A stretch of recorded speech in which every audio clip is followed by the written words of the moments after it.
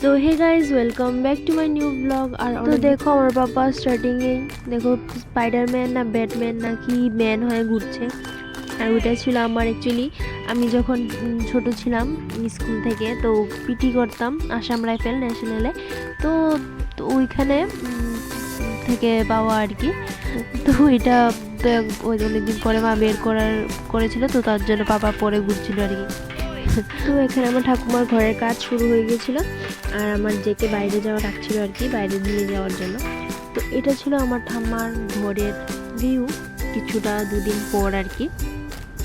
আর ঠাম্মার ঘরের যত জিনিসপত্র ছিল সব বাইরে, মানে এ টু জেড সবই। আমাদের ঘরটাও বেশ ছোট ছিল, তো তার জন্য জায়গা নেই তো কোথাও রাখার জন্য, সো সব বাইরেই ছিল।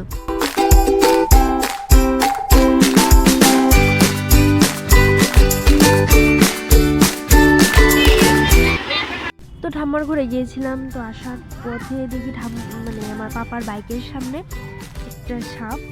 তো এরপরে ছিল মানে বাজারে কীর্তন আর কি।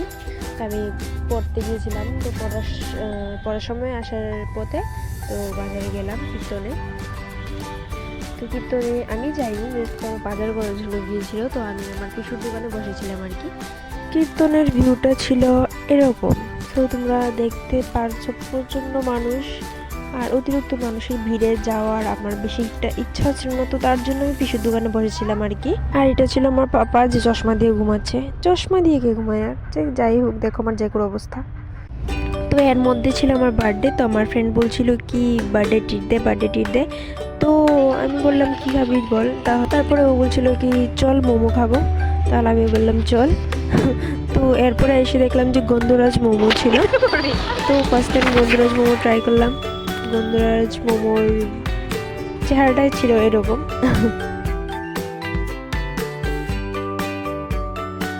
তো এর মধ্যে এসেছিল আমার বোন, আর ওরও যেতে হয় টাউনে একটা কাজে আর আমারও যেতে হয়।